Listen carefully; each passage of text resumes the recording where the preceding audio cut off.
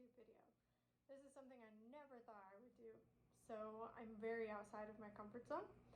And because of that, I really don't know where to start, so I'm just going to dive right into why I decided to start a YouTube channel based on mental illness.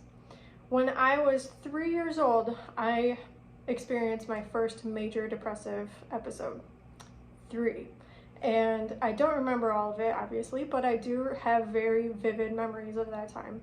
When I was 10 years old, I displayed my first symptoms of mania.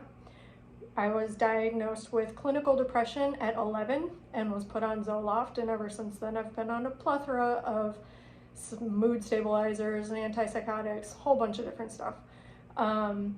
When I was 16, I had my first full-blown manic episode. I was diagnosed as bipolar, and later that same day I was admitted to the adolescent psych ward with my first psychotic episode, and it was pretty severe. I had another psychotic episode at age 18, and that was followed by a massive depressive episode. I had to drop all of my classes in college for an entire semester, and I graduated late because of it. Anyway, all of that started a fire within me. I started getting very interested in psychology because I didn't know why this was happening to me. I had no family history of bipolar on either sides of my family, and it seemed to have just kind of manifested out of nowhere. So I thought about going to school for psychology, but that didn't really happen out that way. My life took a different course. But last year was very difficult for everyone. On top of the pandemic and everything that was going on around the globe, my personal life started to fall apart, and I experienced some pain like I had never experienced before. So when I started to hit rock bottom, I realized that, again, that psychology is my passion. And I have read a lot of books. I have listened to a ton of podcasts on the psychology of the human brain, and I've learned quite a bit. So I feel like I'm qualified, not formally trained, but through a lot of life experience with mental illness. Like I have experienced the entire range of emotion, very strong emotion. So I feel like that in itself has trained me more than any book or college course ever could. So during that time when I was pulling myself out of this deep depression once again, I was having this realization that, like, okay, I recognize that there is a mental health crisis in specifically America. I mean, there's a mental health crisis probably globally, but specifically in America, I just see it all around me, and I started to have those feelings again of maybe wanting to go back to school to do something in psychology, become a therapist or counselor or whatever. But not only do I feel I'm not confident in modern psychology and the techniques that they use to try to alleviate mental illness, but I felt like that wasn't going to give me a broad enough range of people that I could help. Like, I really have a drive that I am put here for a reason. I have experienced all of this for a reason, and that reason is for me to help. And so my best friend told me to start a YouTube channel and have this platform that I can now reach a very wide range of people. So that's what I'm doing.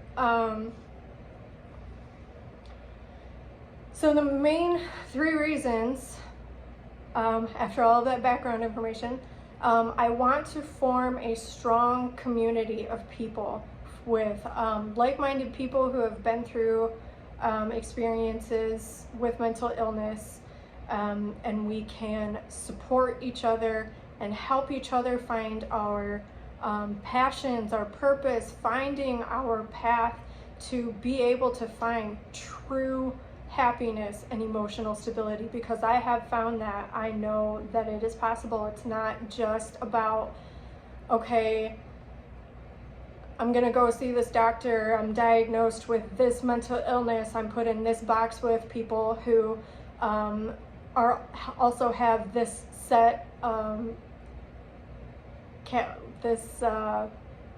group of symptoms. You're given a label, you're given a prescription for some kind of psychiatric medication, and that's pretty much it. They send you on your merry way, and maybe you'll come back for therapy, maybe you won't, but that's really not what I believe is going to help. And I'm not saying that medication is bad. I'm still medicated because without it, I would be a mess. And I know therapy helps a lot of people, so I'm not saying there's anything wrong with talk therapy either, but it's never helped for me. I've never gotten anything out of talk therapy on its own. I've learned a lot more on my own, and with a lot of self-reflection, and like I said, reading podcasts, like a lot of personal experience. I've learned a lot more about myself than through therapy.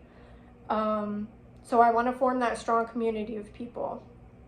Another reason is I want to change the way mental illness is viewed in society. Like, people who have never suffered from a mental illness or don't know anyone who has suffered, they might view us as being like broken or defective, like there's something wrong with us that needs to be fixed. And that's just simply not the case. Like, we're not weak.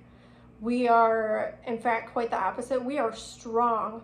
Like, it takes so much effort sometimes just to get through the day when you are so like in the depths of the lowest depression of your life, or if you're like manic or psychotic, like that is exhausting as well. Like, so I feel like, for me personally, because I've been able to find such stability and true happiness because of all of the self-reflection, meditation, all of these things that I've learned on my own, I feel this is not a curse. I have not been cursed with mental illness. I have been given a gift. And that might sound very strange, but it's something that I'll get a lot deeper into other episodes, but it's far too much to go into right now. So yeah, like people with mental illness are not broken. We don't need to be fixed. We are wounded. We have wounds. Everyone has wounds, but some people who are afflicted more severely with mental illness, we have deep wounds. They run very deep, and we need to know how to heal properly. And that is just not, that information is not readily available to the public. Like,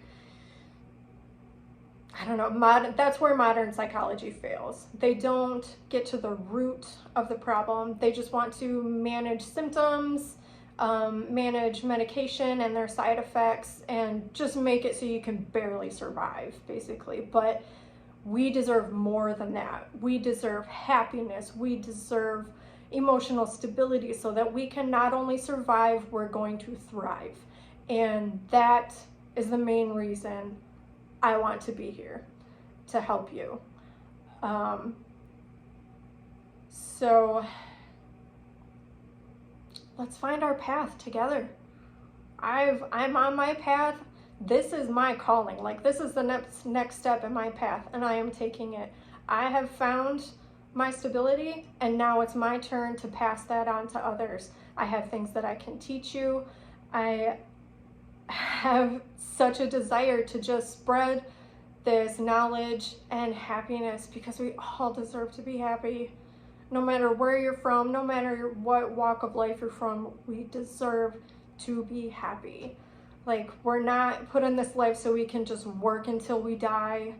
That's not what this is about, and I will never believe that's what we were put here for.